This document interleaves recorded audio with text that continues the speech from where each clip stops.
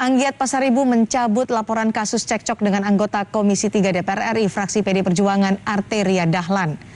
Dan usai mencabut laporan cekcok dengan anggota DPR RI Arteria Dahlan di Polres Bandara, Anggiat Pasaribu juga meminta maaf kepada Arteria Dahlan dan ibunya. Ia mengaku hilaf atas perbuatannya. Anggiat menyebut akan menempuh proses mediasi dengan Arteria Dahlan. Mewakili adik saya yang kemarin sempat viral. Jadi mohon maaf agak ini sedikit karena saya prihatin. Jadi sesungguhnya keadaan yang ini bukan dibuat-buat. Nah, tapi saya jelaskan pertama. Ya.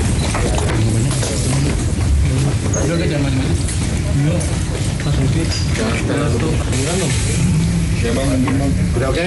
Ya. Terima kasih. Saya Lans Papahan mewakili adik saya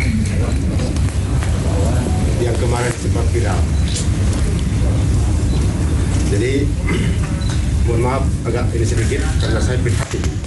Mohon maaf atas kehilapan saya dan kegaduhan yang ada gitu. Saya minta maaf pertama kalau keluarganya Pak Arteria Dahlan, ibunya ibu gitu ya, sudah ya itu saya minta maaf sekali atas kehilapan saya.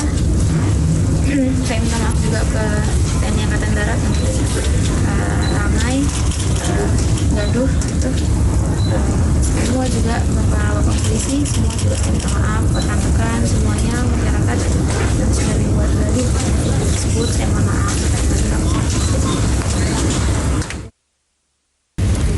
Sebelumnya Anggiat Pasaribu terlibat cekcok dengan Arteria Dahlan dan ibundanya di Bandara Soekarno-Hatta.